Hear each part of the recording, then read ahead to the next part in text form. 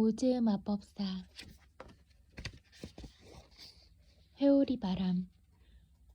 도로시는 캔자스 대초원 한가운데서 농부인 헨리 아저씨와 엠 아주마와 함께 살았다. 그들의 집은 집을 지을 목재를 수백 킬로미터 떨어진 곳에서 마차로 실어와야 했기 때문에 아주 작았다. 벽 4개, 바닥과 지붕 1개로 이루어진 방 1칸짜리 집이었다. 방에는 낡은 오븐과 그릇을 놓는 찬장과 식탁, 의자 3-개와 침대 2개가 있었다. 헨리 아저씨와 엠 아줌마는 한쪽 구석의 큰 침대에서 자고 도로시는 다른 구석의 작은 침대에서 잤다. 그 집엔 다락도 지하실도 없었다.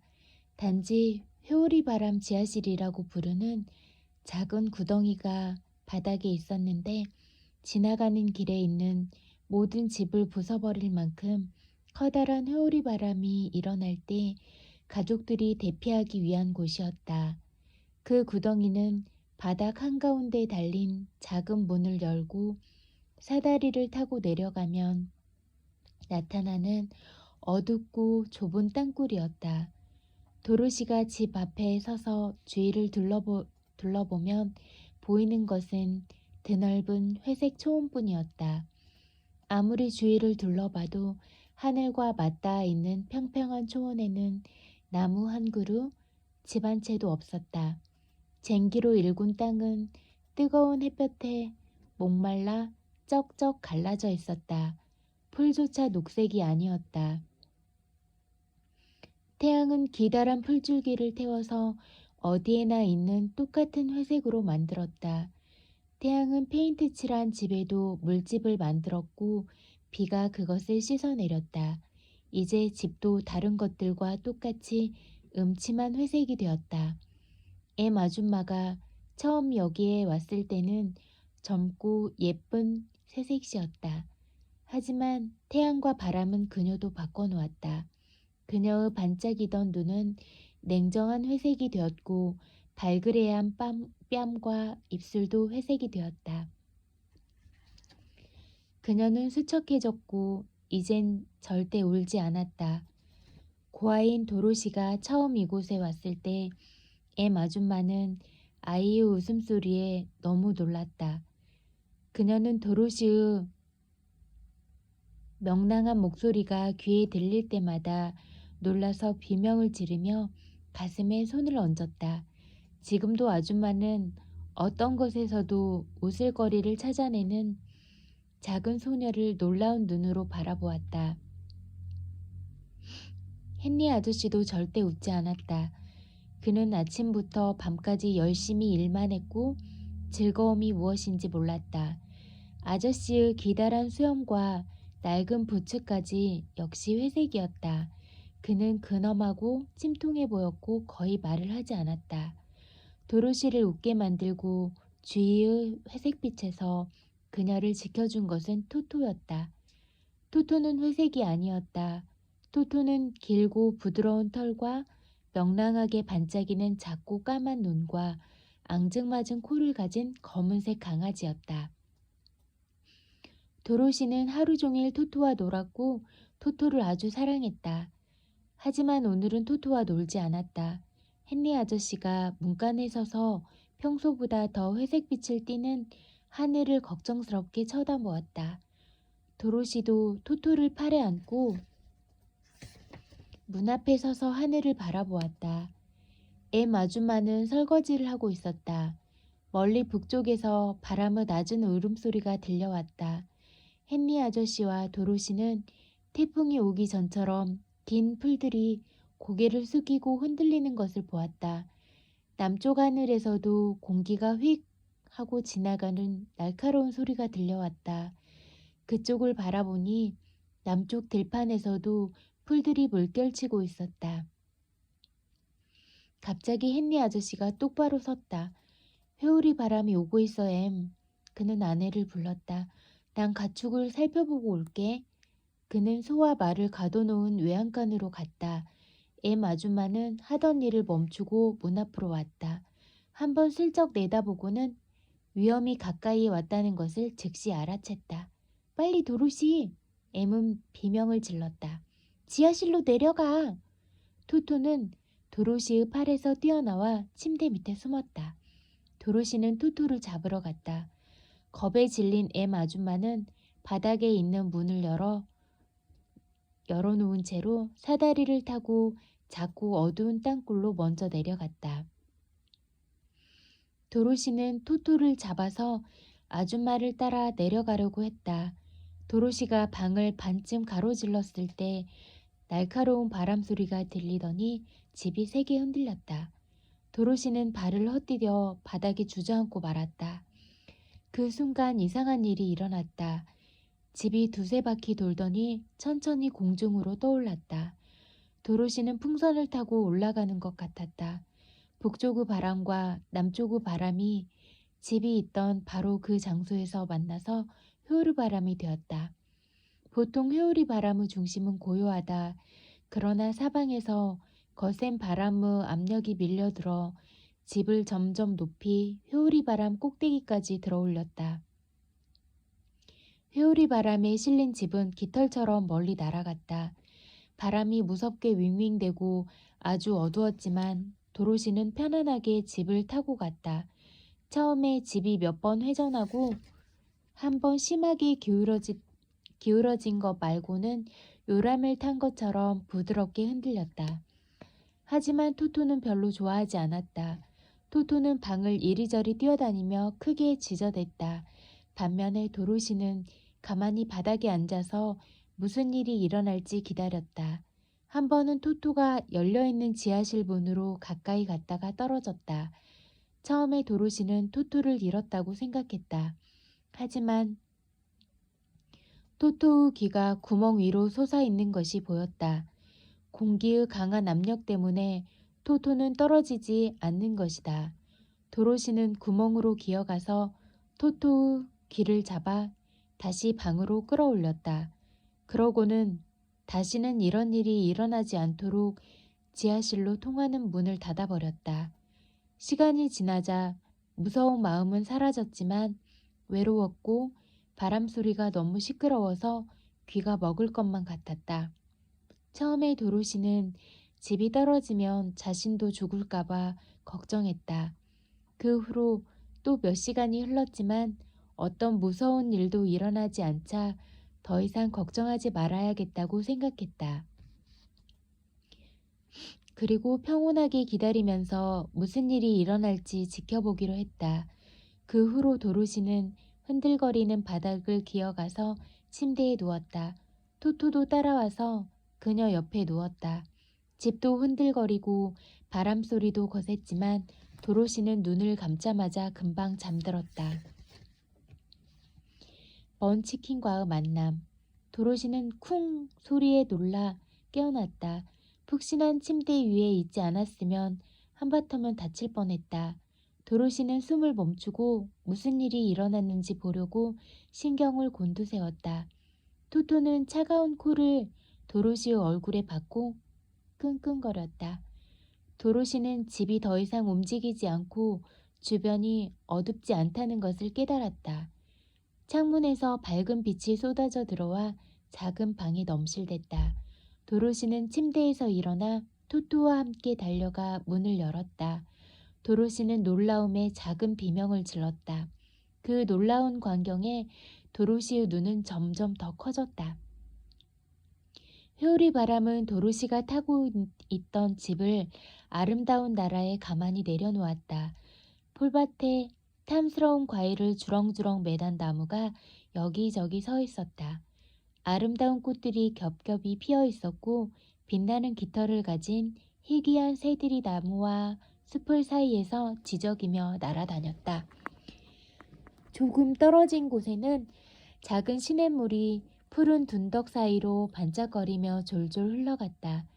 메마르고 황량한 초원에서 살던 소녀에게는 매우 놀라운 광경이었다. 도로시가 낯설고 아름다운 광경을 멍하니 바라보고 있을 때 한 번도 본 적 없는 이상한 사람들이 그녀를 향해 다가왔다. 그들은 도로시가 항상 보아왔던 어른들과는 달리 아주 작았다. 그렇다고 지나치게 작은 것도 아니었다. 도로시는 또래에 비해 키가 큰 편이었는데 그런 도로시와 키가 비슷했다. 그러나 얼굴은 훨씬 나이 들어 보였다. 그들은 남자 셋, 여자 하나였는데 모두 이상한 옷을 입고 있었다. 그들은 챙이 둥글고 가운데가 뾰족한 모자를 쓰고 있었다. 모자 테두리에 방울이 달려서 움직일 때마다 달랑거리는 소리가 났다. 남자들이 쓴 모자는 파란색이었고 여자가 쓴 모자는 흰색이었다. 여자는 어깨에서부터 바닥까지 길게 퍼지는 하얀 가운을 입고 있었는데 그녀의 옷에는 작은 별 무늬들이 달려서 햇빛을 받아 다이아몬드처럼 빛났다. 남자들은 모자와 같은 색의 파란 옷을 입고 있었고 파란색 부츠를 신고 있었다. 도로시는 수염이 난 남자 두 사람을 보고 헨리 아저씨만큼 늙었다고 생각했다. 하지만 여자는 확실히 더 늙어 보였다. 그녀의 얼굴은 주름으로 가득했고 머리는 하얗게 새었고 걷는 것도 불편해 보였다. 도로시가 문가에 서 있는 동안 그들이 다가왔다. 그들은 더 다가오기 무서운 듯 걸음을 멈추고 서로 속삭였다. 이윽고 작고 늙은 여인이 도로시에게 다가와서 허리를 숙여 인사하고 다정한 목소리로 말했다. 먼치킨의 나라에 온 것을 환영하네. 고귀한 마법사여. 동쪽의 사악한 마녀를 죽이고 우리를 속박에서 풀어줘서 고맙다네. 도로시는 이 말을 듣고 놀랐다. 왜 작은 여인이 그녀를 마법사라고 부르고 동쪽의 사악한 마녀를 죽였다고 말하는 걸까? 회오리 바람을 타고 온 순진하고 착한 도로시는 살면서 벌레 한 마리 죽여본 적 없는 어린 소녀였다. 하지만 작은 여인은 분명히 대답을 기다리고 있었다. 그래서 도로시는 망설이며 말했다. 정말 친절하세요. 그런데 오해가 있는 것 같아요. 저는 아무도 죽이지 않았어요. 사실 내 집이 그랬지. 작은 여인이 웃으며 말했다. 마찬가지지 뭐. 봐. 그 여인은 집의 한쪽 모퉁이를 가리켰다. 그 여인은 집 아래에 발 두 개가 튀어나와 있잖니. 도로시는 그것을 보고 무서워서 작은 비명을 질렀다. 집 밑에 끝이 뾰족한 응구들을 신은 두 개의 발이 삐죽 나와 있었다. 오, 세상에, 세상에. 도로시가 손을 마주잡고 탄식하며 외쳤다. 집이 이 사람 위에 떨어졌나 봐요. 어떻게 하죠? 걱정할 거 없어. 작은 여인이 차분하게 말했다. 그런데 이 사람은 누구죠? 도로시가 물었다. 말했듯이 동쪽의 사악한 마녀야. 작은 여인이 대답했다. 이 마녀는 먼치킨의 나라를 몇 년 동안이나 지배하고 우리를 밤낮으로 노예처럼 부렸지. 고맙게도 내 덕에 이제 모두 자유로워졌단다. 먼치킨들이 누구죠? 도로시가 물었다. 사악한 마녀가 통치하던 동쪽에 사는 사람들이란다. 당신도 먼치킨인가요? 도로시가 물었다. 아니, 나는 북쪽에 살고 있지만 그들의 친구야. 동쪽의 마녀가 죽었을 때 먼치킨들은 재빨리 내게 전가를 보냈고 난 당장에 왔지. 나는 북쪽 마녀란다. 오 세상에, 당신 진짜 마녀인가요? 도로시가 외쳤다. 그래, 하지만 난 착한 마녀야. 이곳 사람들은 나를 무척 좋아해. 비록 이곳을 지배하던 사악한 마녀만큼 강력하지 못해서 사람들을 자유롭게 해줄 수는 없었지만 말이야. 작은 여인이 대답했다. 마녀는 다들 사악한 거 아닌가요? 진짜 마녀를 만나자 조금 겁이 난 도로시가 물었다. 아니란다. 그건 정말 오해야. 오즈 나라에는 4명의 마녀가 살고 있는데 북쪽과 남쪽에 사는 마녀는 착한 마녀란다. 그건 보장할 수 있어. 그 중 하나가 나니까. 서쪽과 동쪽에 사는 마녀는 정말 사악한 마녀란다. 내가 그중 한 명을 죽였으니 이제 오즈 나라에 사악한 마녀는 서쪽에 사는 마녀 하나만 남았어.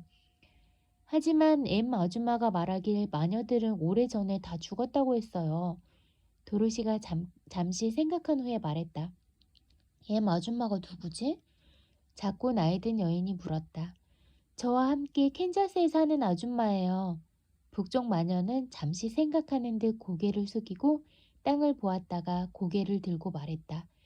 캔자스가 어디에 있는 건지 모르겠군. 그런 이름은 처음 들어봐.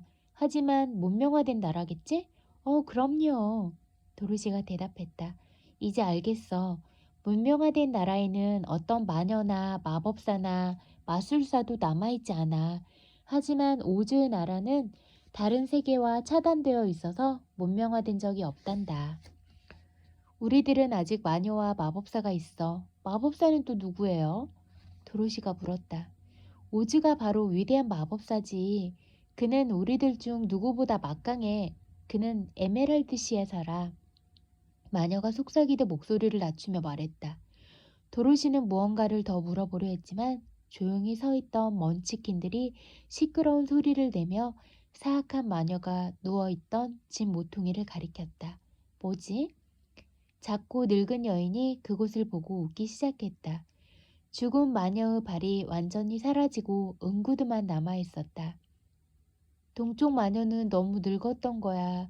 그래서 순식간에 햇빛에 말라버린 거지. 마녀가 죽었으니 이제 응구드는 내 거야. 신어도 돼. 마녀는 신발을 집어 먼지를 털고 도로시에게 건네주었다.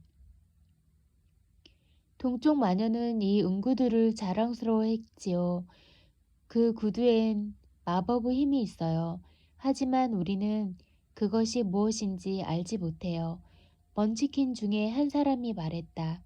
도로시는 그 구두를 집으로 들고 들어가서 식탁 위에 놓았다. 그리고 밖으로 나와 먼치킨들에게 물어보았다. 아저씨와 아줌마에게 돌아가고 싶어요. 저를 걱정하고 계실 거예요. 제게 집으로 돌아가는 길을 알려주시겠어요? 먼치킨들과 마녀는 서로를 쳐다보더니 도로시에게 머리를 흔들면서 말했다. 여기서 그리 멀지 않은 동쪽에는 아무도 건너지 못한 거대한 사막이 있어요. 한 먼치킨이 말했다. 콰틀링이 사는 남쪽 나라에도 그런 사막이 있어요. 또 다른 먼치킨이 말했다. 사악한 서쪽 마녀가 다스리는 윙키들이 사는 서쪽에도 똑같은 사막이 있지요. 만약 그쪽으로 가면 서쪽 마녀가 당신을 노예로 만들 거예요. 세 번째 먼치킨이 말했다. 나의 고향인 북쪽에도 똑같은 사막이 있어. 오즈 나라는 그런 사막에 둘러싸여 있지. 안 됐지만 우리와 같이 사는 수밖에 없겠소. 착한 마녀가 말했다. 도로시는 이 말을 듣고 이상한 사람들 사이에서 살아야 한다고 생각하니 외로워져서 울기 시작했다.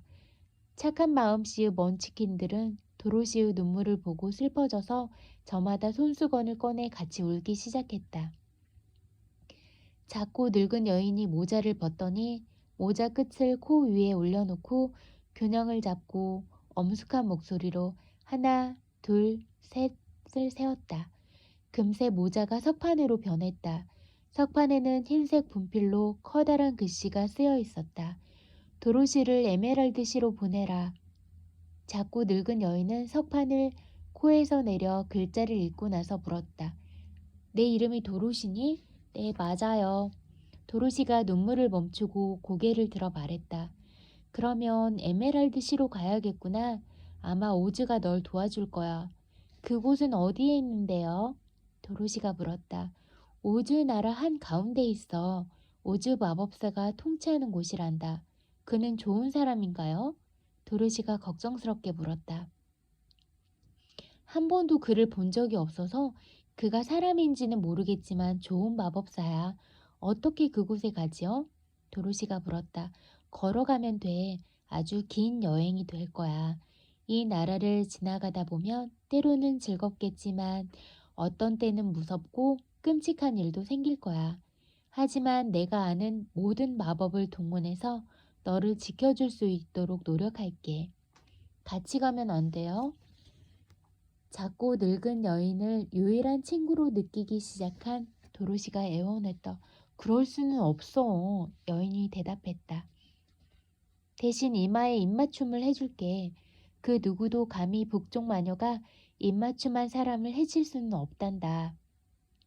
그녀는 도로시에게 다가오더니 이마에 부드럽게 입맞춤해 주었다.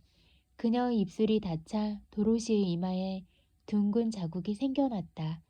에메랄드 시로 가는 길은 노란 벽돌길로 되어 있단다. 마녀가 말했다. 그러니 길을 잃을 일은 없을 거야. 오지에게 가면 두려워하지 말고 너의 사정을 이야기하고 도와달라고 하렴. 잘 가. 세 명의 먼치키는 도로시에게 고개 숙여 인사하고 편안한 여행이 되기를 빌고는 숲속으로 사라졌다. 마녀는 도로시에게 다정하게 끄덕이고 왼쪽 발꿈치로 세 바퀴 돌더니 호련히 사라져 버렸다. 마녀가 서 있는 동안에 무서워서 으르렁거리던 토토는 그녀가 갑자기 사라지자 놀라서 크게 지저댔다. 하지만 도로시는 그녀가 마녀라는 것을 알았기에 그런 식으로 사라져도 전혀 놀라지 않았다. 허수아비를 구한 도로시. 혼자 남겨지자 도로시는 배가 고프기 시작했다. 그래서 찬장을 열고 빵을 꺼내 버터를 발라 먹었다. 토토에게도 빵을 조금 주고 선반에서 양동이를 꺼내 작은 개울로 가서 반짝이는 깨끗한 물을 떴다. 토토는 나무에 뛰어오르며 나뭇가지에 앉아있는 새들에게 짖기 시작했다. 도로시는 토토를 데리러 갔다가 맛있어 보이는 과일이 나뭇가지에 열린 것을 보고 몇 개를 땄다. 아침 식사로 먹을 생각이었다. 집으로 돌아온 도로시는 토토와 함께 시원하고 맑은 물을 마시고 에메랄드 시로 떠날 준비를 했다. 도로시에게는 여벌옷이 한 벌뿐이었는데 마침 깨끗이 세탁되어 침대 옆 벽에 걸려 있었다. 흰색과 파란색 체크무늬 옷이었다. 많이 빨아서 색이 좀 바랬지만 귀여운 옷이었다. 도로시는 꼼꼼히 세수를 하고 깨끗한 옷으로 갈아입고 분홍색 모자를 썼다. 그 다음 작은 바구니에 찬장 위에 놓인 빵을 가득 담고 흰 수건으로 덮었다. 신발을 바라본 도로시는 너무 오래되고 낡았다고 생각했다. 오래 여행하려면 이 신발로는 무리겠지, 토토? 토토는 작고 까만 눈으로 그녀의 얼굴을 바라보며 마치 말을 알아듣는 것처럼 꼬리를 흔들었다. 그때 도로시는 식탁 아래 놓여있던 동쪽 마녀의 응구들을 보았다. 내 발에 맞을까? 이 신발은 잘 닳지 않아서 오래 걷기에 좋을 것 같아. 도로시는 오래된 가죽신을 벗어버리고 응구들을 신었다. 구두는 마치 도로시를 위해 맞춘 듯이 발에 꼭 맞았다. 드디어 도로시는 바구니를 들었다. 가자 토토. 에메랄드 시로 가서 오즈 마법사에게 캔자스로 돌아가는 법을 물어보자. 도로시는 문을 닫아 잠그고 열쇠를 호주머니에 조심스럽게 넣었다. 그러고는 여행을 시작했다. 토토는 침착하게 그녀 뒤를 따라 걸었다. 여러 갈래의 길이 있었지만 노란 벽돌로 포장된 길을 찾기는 쉬웠다. 도로시는 응구들을 똑깍거리며 에메랄드 시를 향해 노란 벽돌길 위를 씩씩하게 걸어갔다. 태양은 밝게 내리쬐고 새들은 달콤하게 지저귀었다. 갑자기 이상한 나라 한가운데에 떨어진 어린 소녀였지만 도로시는 우울하지 않았다. 길을 따라 걸으며 도로시는 그곳이 너무 아름다워서 놀랐다. 길가에는 파란색으로 칠한 잘 정돈된 담장이 있었고 그 너머에는 풍성한 곡식과 채소밭이 있었다. 분명히 먼치킨들은 농작물을 아주 잘 키우는 좋은 농부인 것 같았다. 집을 지나칠 때마다 사람들은 밖으로 나와 그녀에게 공손하게 인사했다. 그들 모두 도로시가 사악한 마녀를 죽이고 자신들을 속박에서 풀어준 것을 알고 있었다. 먼치킨들의 집은 좀 이상하게 생겼는데 벽면과 지붕이 모두 동그랬다. 게다가 하나같이 파란색으로 칠해져 있었다. 파란색은 동쪽 나라 사람들이 가장 좋아하는 색이었다. 저녁이 다가오자 오래 걸은 탓에 도로시는 피곤했고 어디서 밤을 보내야 할지 걱정스러웠다. 도로시는 다른 집보다 약간 큰 집으로 들어갔다. 잔디밭에서 많은 사람들이 춤을 추고 있었다. 5명의 작은 연주자들이 흥겹게 바이올린을 연주했고 사람들은 웃으며 노래했다.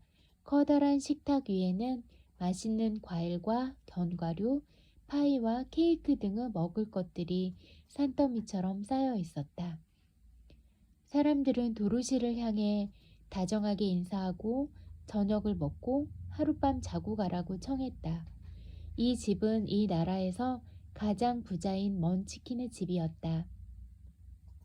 집 주인이 사악한 마녀에게서 풀려나 자유를 찾은 것을 축하하기 위해 친구들을 불러 모은 것이었다. 도로시는 따뜻한 저녁을 먹었다. 부자 먼치킨 보크가 직접 시중을 들었다. 도로시는 소파에 앉아 사람들이 춤추는 것을 지켜보았다. 보크가 도로시의 은구들을 보고 물었다. 당신은 분명히 위대한 마법사군요. 왜요? 도로시가 물었다. 왜냐하면 당신은 사악한 마녀를 죽이고 마녀의 은구들을 신고 있으니까요. 게다가 흰색 옷을 입고 있잖아요. 마녀와 마법사만 흰 옷을 입지요. 내 옷은 파랑과 흰색이 섞인 체크예요. 도로시가 옷에 주름을 펴며 말했다. 그런 옷을 입다니 정말 친절하군요. 보크가 말했다. 파란색은 먼치킨의 색이고 흰색은 마녀의 색이죠. 그러니 당신은 우리에게 호의적인 마녀라는 걸 알 수 있어요. 도로시는 이 말에 무슨 대답을 해야 할지 몰랐다. 모든 사람들은 그녀를 마녀로 생각했지만 도로시는 자신이 회오리 바람을 타고 와서 우연히 이 나라 운명을 바꾼 평범한 소년이라는 것을 잘 알았다. 춤추는 것을 보기도 지겨워질 무렵 보크는 침대가 있는 방으로 도로시를 안내했다. 침대 시트도 파란색이었다. 도로시는 아침이 될 때까지 곤히 잠들었고 토토도 그 옆의 파란색 카펫 위에 몸을 웅크렸다. 다음 날 아침 도로시는 따뜻한 아침을 먹고 먼치킨 아기가 토토의 꼬리를 잡아당기고 깔깔거리며 노는 모습을 즐겁게 지켜보았다.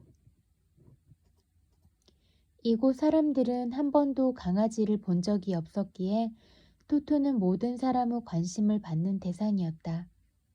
에메랄드 시까지는 얼마나 남았나요? 도로시가 물었다. 저도 잘 몰라요. 보크가 진지하게 말했다. 저는 한 번도 그곳에 가본 적이 없어요. 오즈와 볼 일이 없는 이상 그에게서 멀리 떨어져 있는 것이 좋아요. 에메랄드 시까지는 먼 길이에요. 아마 며칠 걸릴 거예요. 이곳은 풍요롭고 평화롭지만 오즈의 나라에 닿기 전에 거칠고 험한 장소를 지나야 할 거예요. 이 말을 듣고 도로시는 걱정이 되었지만 오즈의 마법사만이 그녀를 캔자스로 돌려보내줄 수 있었다. 도로시는 물러나지 않도록 단단히 마음먹었다. 도로시는 친구들에게 작별 인사를 하고 다시 노란 벽돌길을 따라 걸었다.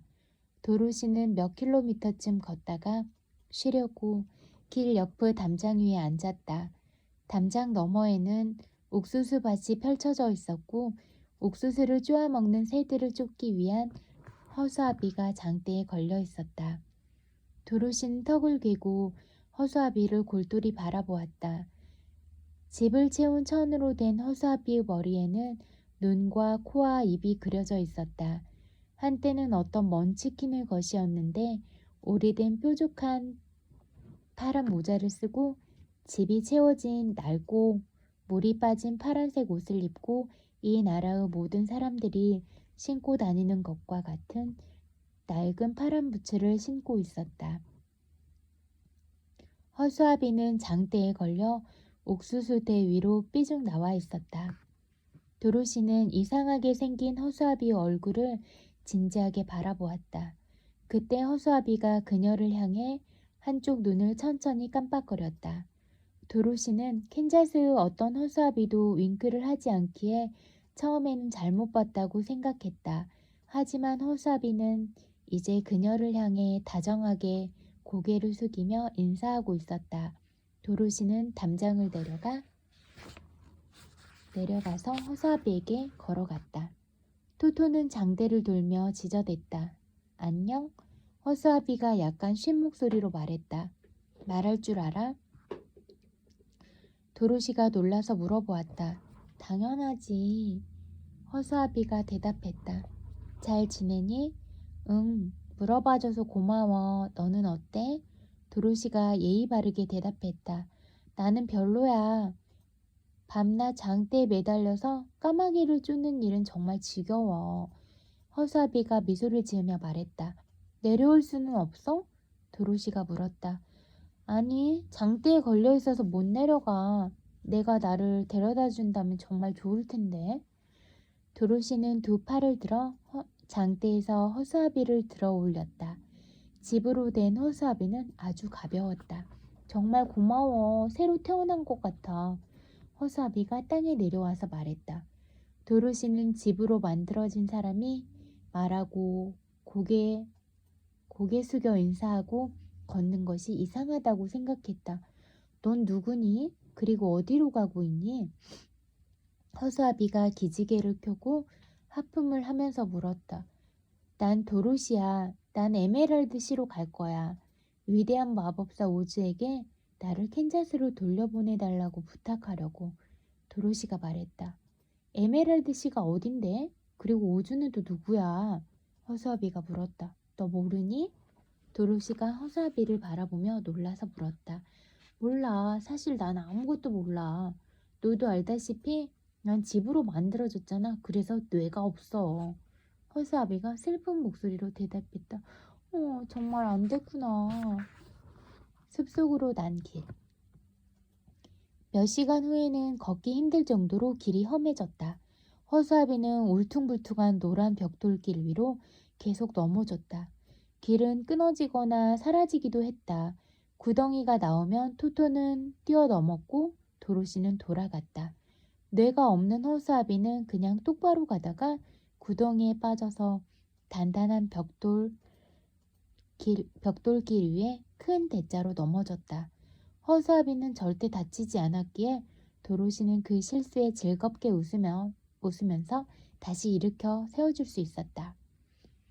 이곳의 농장들은 앞서 있던 농장들에 비해 신경 써서 가꾼 것 같지 않았다.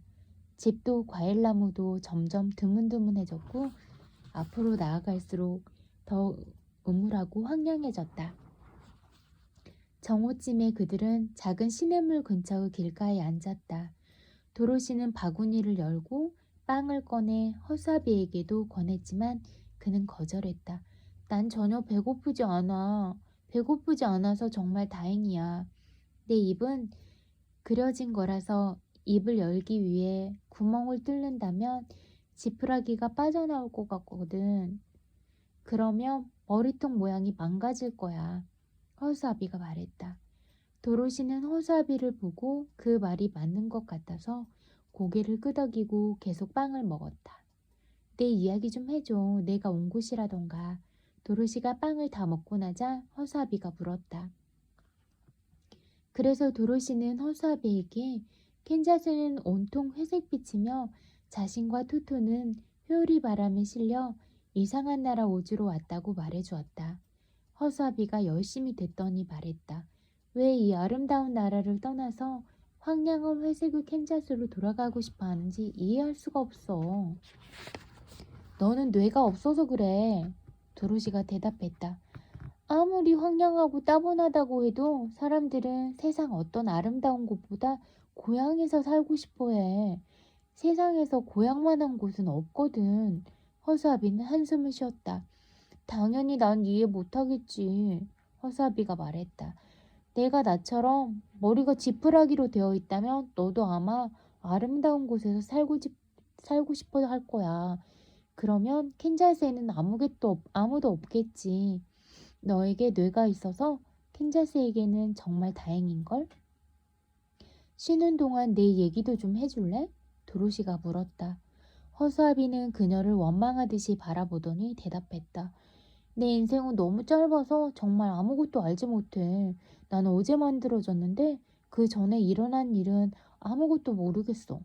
농부가 내 머리를 만들고 제일 처음 한 일은 귀를 그린 거야. 그때부터 무슨 일이 일어났는지를 들을 수 있게 됐지. 나를 만든 농부 옆에 다른 먼치킨이 있었는데 내가 처음 들은 말은 이거야. 이 귀 어때? 균형이 안 맞잖아. 상관없어. 어쨌든 귀니까. 농부가 말했지. 그 말은 맞는 말이야. 이제 눈을 그려야지. 그는 내 한쪽 눈을 그렸고 그때부터 농부와 주변의 모든 신기한 것들을 볼 수 있었지. 그게 세상에 대한 내 첫인상이야. 눈을 정말 잘 그렸군. 파란색은 눈의 제격이지. 농부가 그리는 것을 보고 있던 다른 먼치킨이 말했어. 다른 쪽 눈은 더 크게 그릴까 봐. 다른 눈이 그려지자 전보다 더 잘 볼 수 있게 됐지. 그리고 농부는 내 코와 입을 그렸어. 하지만 말은 하지 않았어. 그때는 입을 어디에다 쓰는지 몰랐거든. 난 농부들이 내 몸과 팔다리를 만드는 모습을 재미있게 지켜보았어. 그들이 내 머리에 몸을 달아줬을 때 난 정말 자랑스러웠어. 여느 사람과 다를 바 없다고 생각했거든. 이 녀석은 까마귀를 아주 잘 쫓겠는걸? 농부가 말했어. 정말 사람처럼 생겼군. 그러자 또 다른 농부가 말했어. 사람 모양이잖아. 나는 그 말이 맞다고 생각했어. 농부는 팔로 번쩍 나를 들어 옥수수 밭으로 가서 내가 나를 발견했던 기다란 장대에 꽂았어. 그러고는 가버려서 난 혼자 남겨졌어. 난 그런 식으로 혼자 남겨진 것이 싫었어. 그래서 그들을 따라가려고 했지.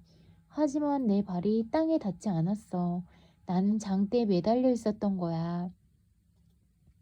조금 전까지는 생각할 거리도 없는 정말 무료한 삶이었어. 까마귀와 다른 새들이 옥수수 밭에 날아왔다가 나를 보고는 내가 먼치킨인 줄 알고 다시 날아갔어. 그 일로 내가 꽤 중요한 사람이 된 것만 같아 기분이 꽤 좋아졌지. 그런데 나이 든 까마귀가 조금씩 가까이 오더니 나를 주의 깊게 보고는 내 어깨에 올라앉아 이렇게 말하는 거야. 그 농부가 이런 어줍지 않은 방법으로 날 가지고 놀려고 있다니 놀라운데? 생각이 있는 까마귀라면 누구라도 내가 집으로 만든 사람이라는 걸 알 거야. 그러더니 내 발밑으로 가서 원하는 만큼 옥수수를 쪼아 먹었지. 다른 새들도 그가 하는 것을 보고 내가 아무 해도 끼치지 못한다는 것을 알고 옥수수를 먹기 시작했어. 금방 내 주변엔 새떼가 몰려들었지. 그것을 보고 난 슬퍼졌어. 난 정말 쓸모있는 허수아비가 아니었던 거야. 하지만 늙은 까마귀는 이렇게 날 위로해 주었지. 내 머릿속에 뇌만 있다면 너도 사람과 다를 바 없을 거야. 어떤 사람보다도 훌륭할 텐데 까마귀든 사람이든 오직 뇌만이 이 세상에서 가질 가치가 있는 것이거든. 그 까마귀가 가고 나서 난 그 말을 곱씹어 봤어. 그리고 뇌를 갖기로 결심했지. 내가 와서 나를 장대에서 내려줬고 내 말로는 에메랄드시에 가면 오즈 마법사가 내게 뇌를 줄 수 있다고 하니 정말 다행이지 뭐니. 내가 뇌를 갖고 싶어 하는 것 같으니 꼭 갖길 바랄게. 도로시가 솔직하게 말했다. 맞아, 정말 갖고 싶어. 자신이 바보 같다는 느낌은 별로 유쾌하지 못하거든. 허수아비가 대답했다. 그럼 이제 가자. 도로시가 바구니를 허수아비에게 건네며 말했다. 이제 길가에는 담장도 없었다. 땅은 경작하지 않고 내버려둔 거친 들판이었다. 저녁 즈음에 그들은 커다란 숲으로 들어섰다. 나무들이 너무 크고 빽빽해서 노란 벽돌길에 가지가 닿을 지경이었다. 나뭇가지들이 햇빛을 가리고 있어서 나무 아래는 아주 어두웠다. 하지만 그들은 멈추지 않고 계속 숲으로 들어갔다. 들어가는 길이 있다면 나가는 길도 있겠지. 에메랄드 씨가 길 끝에 있으니까 이 길이 이끄는 대로 가야 해. 허수아비가 말했다. 그건 아무도 몰라. 도로시가 말했다. 틀림없어. 왜냐하면 내가 아니까. 그걸 알아내는데 뇌가 필요하다면 나는 그런 말을 절대 하지 못했을 거야. 허수아비가 대답했다. 1시간쯤 지나니 주변이 많이 어두워져서 도로시는 어둠 속에서 비틀거렸다. 도로시는 아무것도 볼 수 없었지만 토토는 어둠 속에서도 잘 볼 수 있었다. 허수아비도 대나처럼 잘 볼 수 있다고 말했다. 그래서 도로시는 허수아비의 팔을 잡고 걸어갔다. 어딘가 밤을 보낼 만한 장소가 보이면 말해줘. 어둠 속에서 걷는 건 정말 불편해. 도로시가 말했다. 잠시 후에 허수아비가 멈춰 섰다. 오른쪽 통나무로 지어진 작은 오두막이 있어. 그쪽으로 갈까? 허수아비가 말했다. 그래, 나 완전 지쳤어. 도로시가 말했다. 허수아비는 오두막에 닿을 때까지 도로시를 이끌고 나무 사이를 헤쳐갔다. 오두막에 들어서니 한쪽 구석에 낙엽으로 된 침대가 있었다. 도로시는 토토를 안고 눕자마자 깊게 잠들었다. 허수아비는 피곤하지 않아서 한쪽 구석에 서서 아침이 올 때까지 기다렸다. 양철 나무꾼을 구하다. 도로시가 눈을 떴을 때 나무 사이로 햇살이 들어왔다. 토토는 벌써 나가서 새들과 다람쥐를 쫓고 있었다. 도로시는 일어나서 주변을 둘러보았다. 허수아비는 여전히 한쪽 구석에 서서 도로시가 일어나기를 기다리고 있었다. 밖에 나가서 물을 찾아봐야겠어. 도로시가 허수아비에게 말했다. 물이 왜 필요한 거야? 허수아비가 물었다. 걸어오면서 먼지로 더러워진 얼굴도 씻고 마른 빵만 먹으면 목이 메니까 물과 함께 먹어야 해. 살과 피로 이루어졌다는 것은 정말 불편하구나. 잠도 자야 하고 먹고 마셔야 하니까. 하지만 넌 제대로 생각할 수 있는 두뇌를 가진 거니까 그런 불편 정도는 감수할 만하지. 허수아비가 말했다. 그들은 오두막을 떠나 작고 맑은 샘물을 발견할 때까지 숲속을 걸었다. 거기서 도로시는 물을 마시고 세수를 하고 아침 식사를 했다. 바구니 안에는 이제 빵이 조금밖에 남지 않아서 도로시는 허수아비가 아무것도 먹지 않는 것이 갑자기 고마워졌다. 이 빵으로는 그녀와 토토가 하루를 버티기도 힘들 것 같았다. 도로시가 식사를 마치고 노란 벽돌길로 돌아가다가 근처에서 신음소리가 들려와 깜짝 놀랐다. 이게 무슨 소리야? 도로시가 겁먹은 목소리로 물었다. 나도 모르겠는데 무슨 소리인지 가보자. 허수아비가 대답했다. 그때 또 신음소리가 들렸다. 그 소리는 뒤쪽에서 나는 것 같았다. 뒤돌아서서 숲으로 몇 발짝씩 걸어 들어갔을 때 도로시는 나무 사이로 햇빛을 받아 반짝이는 무언가를 보았다. 그곳으로 달려간 도로시는 깜짝 놀라 작은 비명을 질렀다. 커다란 나무 하나가 반쯤 도끼질로 되어 있었고 그 옆에 도끼를 손에 든 양철로 된 사람이 서 있었다. 그 머리와 팔다리는 몸에 관절로 연결되어 있었지만 손가락 하나 꼼짝할 수 없는 것처럼 움직이지 않았다. 도로시와 허수아비는 놀란 눈으로 그를 바라보았다. 토토는 날카롭게 짖으며 양철 다리를 물었지만 이빨만 다쳤다. 내가 신음소리를 냈니? 도로시가 물었다. 그래, 내가 냈어. 난 1년 넘게 신음하고 있었지만 아무도 내 소리를 듣지 못해서 도와주는 사람이 없었지. 양철 나무꾼이 말했다. 어떻게 도와주면 되겠니? 도로시가 양철로 된 사람의 슬픈 목소리를 듣고 마음이 움직여서 부드럽게 물어보았다. 기름통에 가져와서 내 관절에 기름을 칠해줘. 관절이 너무 녹슬어서 전혀 움직일 수가 없어. 기름만 바르면 금방 좋아질 거야. 기름은 내 오두막 선반 위에 있어. 그가 대답했다. 도로시는 당장 오두막으로 달려가서 기름통을 찾아와서 걱정스럽게 물어보았다. 어떤 관절부터 칠할까? 먼저 목에 칠해줘. 양철 나무꾼이 말했다. 도로시는 그 목에 기름을 발라줬다. 하지만 너무 녹슬어서 허수아비가 양철로 된 머리를 잡고 잘 돌아갈 때까지 이쪽 저쪽으로 부드럽게 움직여준 다음에야 양철 나무꾼 스스로 목을 움직일 수 있게 있었다. 이제 팔 관절에 발라줘. 그가 말했다.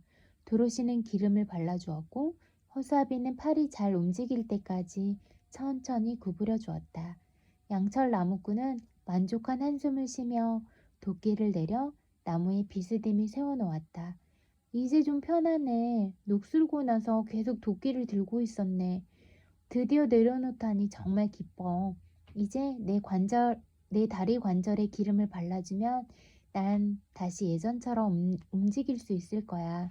그가 말했다. 그들은 그가 자유롭게 움직일 수 있을 때까지 다리에 기름을 발라주었다. 그는 자신을 구해줘서 고맙다고 계속 인사했다. 그는 아주 예의 바르고 좋은 사람인 것 같았다. 아마 너희가 오지 않았으면 난 계속 저기 서 있었을 거야. 그러니 너희는 내 인생 은인이지. 어쩌다 이곳에 오게 된 거야? 양철 나무꾼이 물었다. 우린 오즈움 마법사를 만나기 위해 에메랄드시로 가는 길이야. 도로시가 대답했다. 그러다가 밤을 보내기 위해 너 오두막에 들른 거야. 왜 오즈를 만나려고 하는 거야? 양철 나무꾼이 물었다. 난 오즈에게 캔자스로 보내달라고 할 거야. 그리고 허수아비는 오즈에게 뇌를 달라고 할 거야. 도로시가 대답했다. 양철 나무꾼은 잠시 생각해 보더니 말했다. 오즈가 내게 심장을 줄 수 있을까? 그럴지도. 허수아비에게 뇌를 준다면 심장을 주는 일은 쉽겠지. 도로시가 대답했다. 맞아. 날 너희 일행으로 끼워준다면 나도 에메랄드시로 가서 오즈에게 심장을 달라고 하고 싶어. 양철 나무꾼이 말했다. 같이 가자. 허수아비가 따뜻하게 말했고 도로시도 그가 일행이 되어 기뻤다. 그래서 도끼를 어깨에 걸친 양철 나무꾼과 친구들은 노란 벽돌길이 나올 때까지 숲길을 걸었다. 양철 나무꾼은 도로시에게 바구니에 기름통을 넣어도 되겠느냐고 물었다. 만약 내가 비를 맞으면 또 녹슬거든. 난 이 기름통이 꼭 있어야 해. 양철 나무꾼이 말했다. 새로운 일행을 맞이한 것은 행운이었다. 얼마 못 가서 나무와 가지들이 빽빽히 자라서 도저히 지나갈 수 없는 길이 나왔다. 양철 나무꾼이 모두 지나갈 수 있게 도끼로 길을 터주었다. 도로시는 걸어가면서 골똘히 생각을 하다가 허수아비가 길 위의 구덩이에 걸려 길가로 넘어진 것을 눈치채지 못했다. 그는 일으켜달라고 도로시를 불렀다. 왜 구덩이를 피해가지 않는 거지? 양철 나무꾼이 물었다. 나는 잘 몰라. 너도 알다시피 내 머리는 즙으로 채워져 있잖아. 그래서 내가 오즈에게 뇌를 달라고 부탁하러 가는 거야. 허수아비가 명랑하게 대답했다. 그렇군. 뇌가 세상에서 가장 좋은 것은 아니지만 양철 나무꾼이 말했다. 넌 뇌가 있니?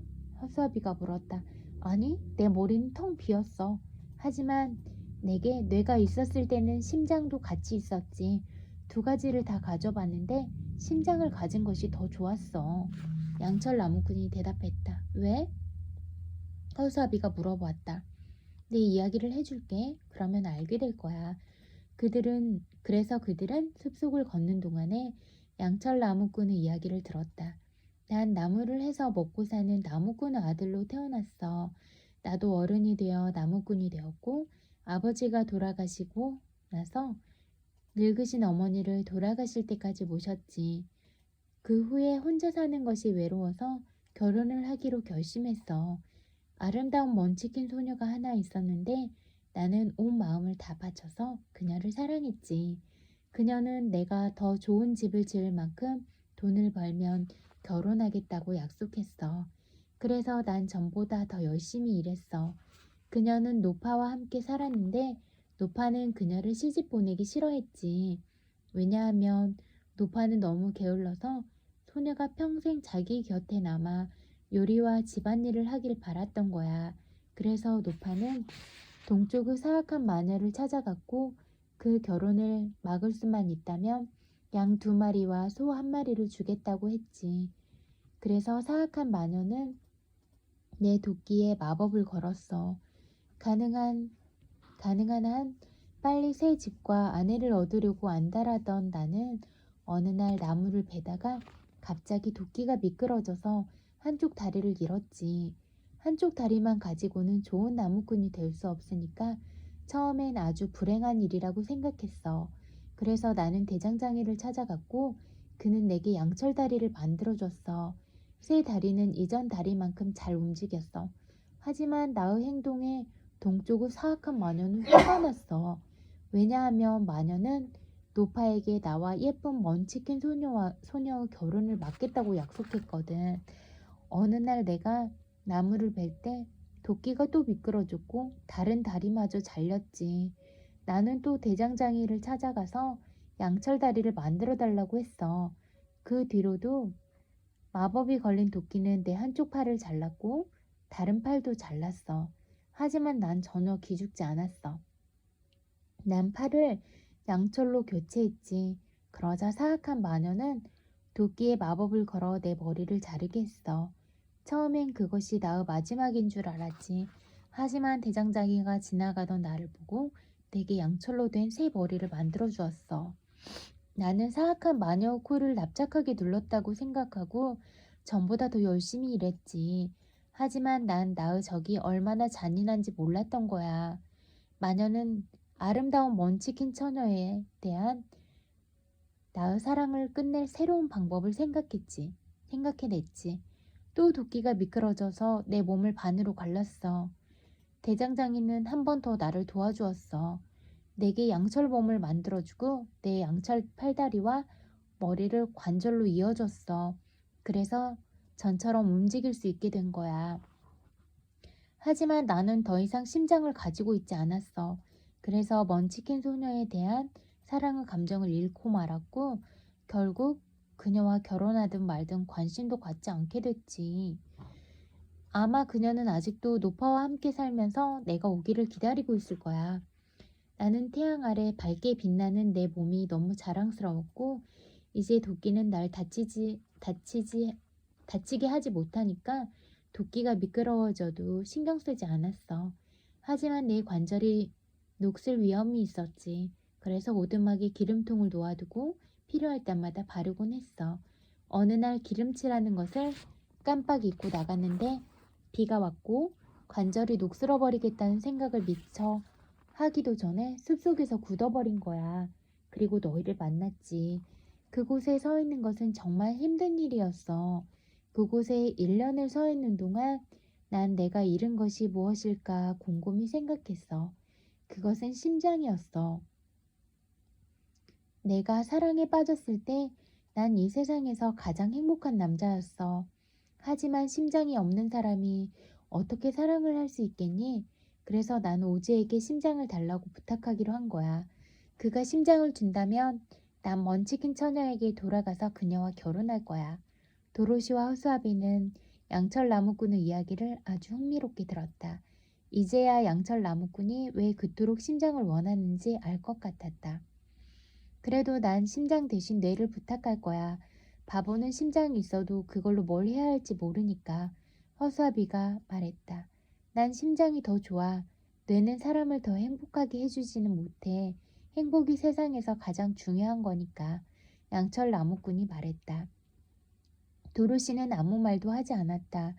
두 친구 말 중에 누구 말이 맞는지 얼쏭덜쏭했다. 도로시는 캔자스 엠 아줌마에게 돌아가기만 한다면 양철 나무꾼과 허수아비에게 심장이나 뇌가 있든 말든 아무 상관없었다. 도로시가 가장 걱정하는 것은 빵이 다 떨어져 간다는 것이었다. 자신과 토토가 한 끼만 더 먹으면 바구니가 텅 빌 것 같았다. 양철 나무꾼과 허수아비는 아무것도 먹지 않아도 괜찮지만 도로시는 양철이나 지푸라기로 만들어지지 않아서 먹지 않으면 살 수가 없었다.